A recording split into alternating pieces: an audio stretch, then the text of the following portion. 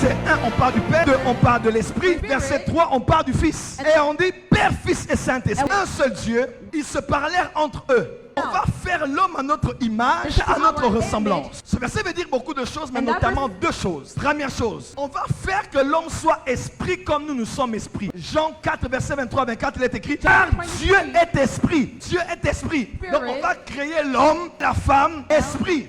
Comme ça qu'on dit Dieu créa l'homme. C'est le mot bara. Bara veut dire créer à partir du néant. À partir de quelque chose d'inexistant, de matériel. Et Dieu a créé l'homme et la femme, mais ils étaient tous esprits. Dans le français courant, on dit, puis Dieu créa tous les êtres humains. Et en ce jour-là, Dieu avait créé tous les êtres humains, avait créé leur esprit. Les êtres humains qui allaient venir sur la terre avaient été créés ce jour-là. Dieu avait créé tous les esprits. Et on l'appelle, lui, le Dieu de l'esprit de toute chair. Le Père de tous les esprits. C'est de lui que tous les êtres humains existent. Donc Dieu voulait dire, on va faire que l'homme soit comme nous, esprit. Comme ça qu'il a créé l'homme et la femme, esprit. Deuxième chose, ce verset veut aussi dire, puisque nous sommes trois, mais tout en étant un, nous allons aussi créer un homme qui sera un seul être, mais avec trois personnes. Puisque nous sommes Père, Fils, Saint-Esprit, nous allons créer un homme trinitaire comme nous. Dans la numérologie biblique, le chiffre 3 est un chiffre divin, est un chiffre trinitaire, est un chiffre révélant les composantes des grandes entités qui viennent de la divinité. Dieu est Père, Fils et Saint-Esprit. Les trois premiers fils d'Adam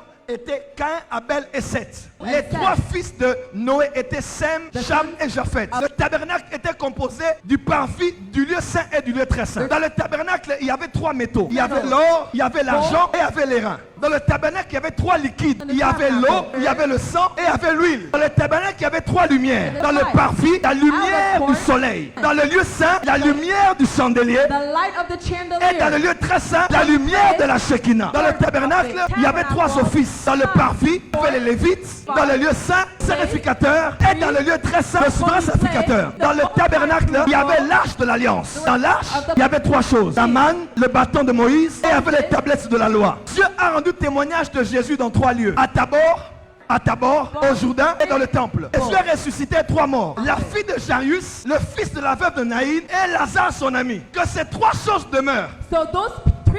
La foi, l'espérance et l'amour. La prophétie fait trois choses. Édifier, consoler et exhorter. Que ces trois témoins parlent dans Jean. L'eau, le sang et l'esprit. En lui nous avons l'être, la vie et le mouvement. Édifiez-vous par des cantiques spirituels, des hymnes, des psaumes. Ah, Jésus-Christ est le même. Yeah. Est-ce qu'on peut dire en scène prophète? Et Dieu a créé l'homme en trois dimensions. Il a créé un seul être, mais avec trois parties. Il avait d'abord créé l'esprit, la partie spirituelle de l'homme. L'homme au commencement, l'esprit qu'il avait créé, l'homme et la femme. Et dans le chapitre 2, vous allez voir, il est écrit Dieu forma l'homme de la poussière de la terre. Forma, c'est créer, mais en hébreu, c'est yatsar. Ce n'est pas bara. Bara, c'est à partir du néant, mais yatsar, c'est à partir de quelque chose d'existant.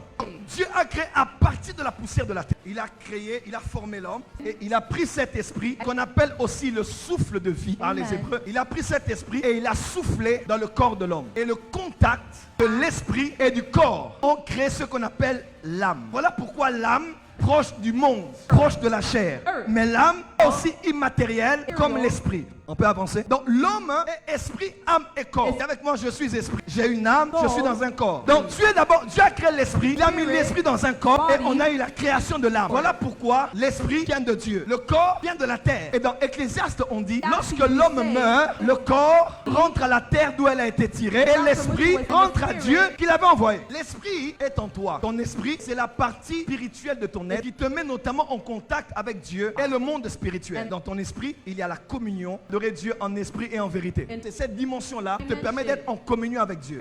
Il y a l'intuition et il y a la conscience. Dans ton âme, il y a les émotions, il y a la volonté et il y a l'intelligence. Dans ton corps, il y a des membres et il y a 5 sens. Et avec moi, je suis esprit, âme, corps. Alors, lorsque l'homme a péché, Dieu a dit, lorsque tu vas manger, tu vas mourir. La question est celle-ci. L'homme a mangé et il est mort. Mais pourquoi l'homme a vécu si longtemps après même la chute? L'homme était-il mort? Oui. Pourquoi a-t-il vécu si longtemps? Parce que ce n'est pas son corps qui était mort, mais c'est son esprit qui était mort. Et l'esprit de l'homme était mort. Ça ne veut pas dire que l'esprit était inexistant, avait disparu. Non. L'esprit existait, l'esprit était mort, était séparé de Dieu. Amen.